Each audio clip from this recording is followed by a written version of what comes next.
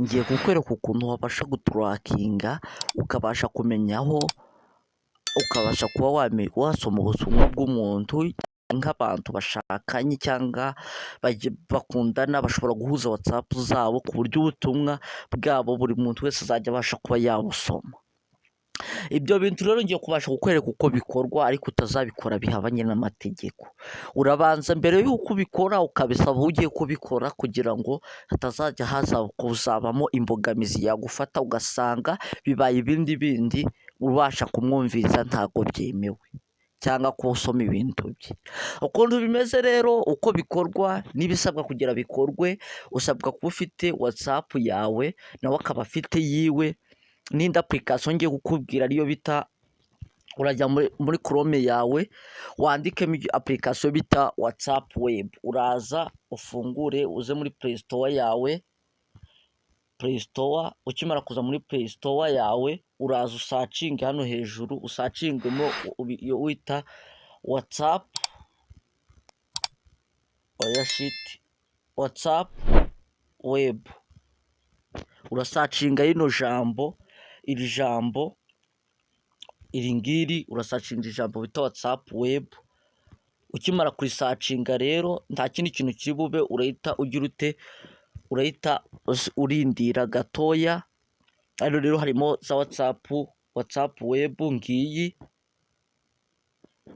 urabanza uyidownloadinge, ngewe irimo njye nayidownloadinze. Ukimara rero kuba wayidownloadinze nta kindi kintu kiri bukurikiraho kindi cyangwa izindi mbogamizi uri buhure nazo. Ikindi kintu uri bukore, uraza ufungura iyo WhatsApp web yawe. Ngiye kukwereka ibisabwa, njye mfite phone imwe nuko ndi kuyikora hari umuntu wayinsabye wo muri Uganda. Namwe ndavuga ati namwe wenda mushobora kuzayikenera cyangwa bishobora kubakundira ku buryo ki namwe mwabasha kuba wabasha kuba wayikoresha. Urarindira rero iyo WhatsApp web yawe ifunguke kuko ibigoye, uraza ukanda hano ngaha kuri akantu k'agakubo, hano ngaha bari kukubwira ngo wishyure ngo amafaranga. Hano rero urabikupa, ukimara kubikupa urahita ubona hano hantu handitse ngo direct chat, hano ngaha ngo web scan, ibi byose bahita babikwereka. Ikintu rero ukora urahita ukanda hano handitse ngo WhatsApp web aho hejuru, uhita ukanda row.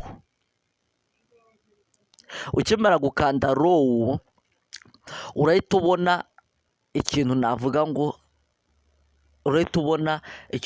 ngo kiri nka link usikana. Wamara kugisikana icyo kintu ubwacyo kigahita kiba connected n'iyo WhatsApp yawe.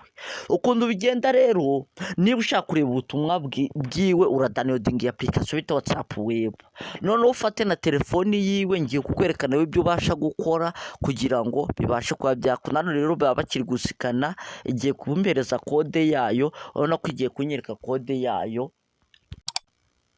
Iyi ni kode, urarindira gato bitewe na connection ufite, wenda nakwizeza ko iri buze. Njye no kubera ko nta connection mfite, connection zanjye ari nkeya, ariko iragerageza irebe n'ibikunda kuko bisaba connection pe. Njye nuko video waje nyikora bitewe nuko ari umuntu wayinsabye, nkemera nkavuga ati reka nyikora. Urabona rero urabona ino link. Ikintu uri bukore rero urakupa hano, winjire muri WhatsApp y'uwo muntu ushaka kubikorera. Ufungure WhatsApp yiwe, ufungure WhatsApp ye, uhita uza hano hantu handitse ngo kuri utu tudomo dutatu. Numara kuza kuri utu tudomo dutatu urabona ahantu handitse ngo linked device. Hano handitse ngo linked device, hano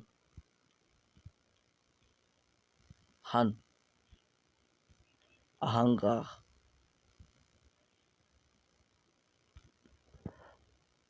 Urahita uza ukandi hano ngaha handitse ngo linked device use mobile data. Hoya ariko reka duce inzira bugufi. Urahita uza ukanda kuri turiya tudomo dutatu n'ubundi nk'ibisanzwe, uhita uza hano handitse ngo new broadcast. hano ngaho uba ushaka gufata umuntu ukamutamo hahandi, ariko twebwe kubera ko dushaka guhuza n'umuntu undi cyangwa dushaka kubikora gutya umuntu ku buryo azajya abasha kuba yamenya aho duherereye, urahita uza ukande hano handitse ngo rabusi, oya ntabwo ari aha, ni ahase komyuniti, aya ni amagurupe, uhita uza ugakandaho.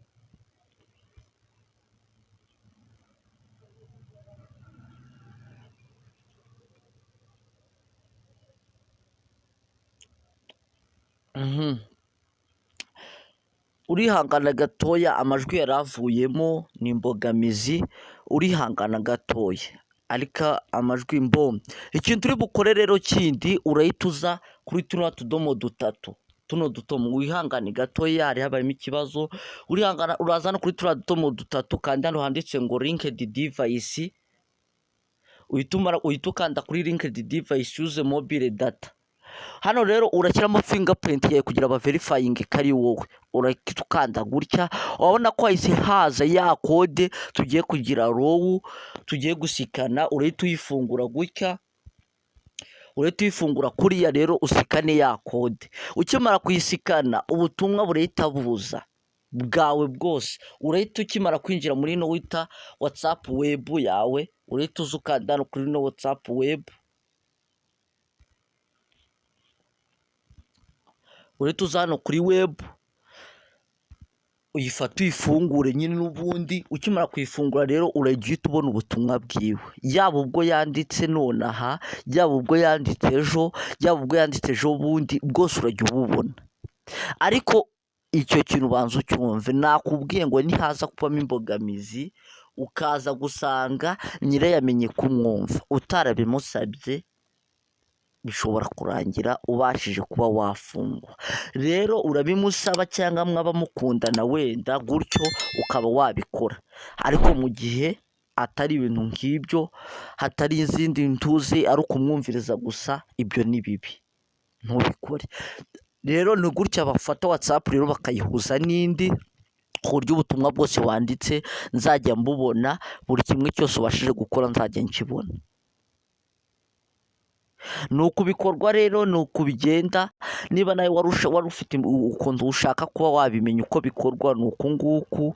Nkomeza nshimira wowe umuntu ubasha kudukurikira kuri uno muyoboro wacu wa YouTube. Ino rero uragenda hariya mu yindi telefoni ukabasha kuyihuza gutya rero, iyo ufashe ugasikana ino kode biba biba connected. Uyu nguyu ufashe usikaniye kode niwe ubasha kuzajya areba ubutumwa, uyu nguyu wabashe kudownloadinga WhatsApp web niwe ubasha kuzajya areba ubutumwa. Ubanza ubyumve, niba nawe ushaka kuzajya ureba ubutumwa udownloadinga na application bita WhatsApp web. Noneho undi ugiye gufata telefoni yiwe, yoho ikintu ufata ugasikana hano, uba ugiye gusikana bwa butumwa bwe, hari handitse ngo linkedi chat. Nuko rero biba bimeze, ni ibyo ngibyo ubasha gukora. Turagukunda cyane wowe ubasha kudukurikira. Cawu cawu.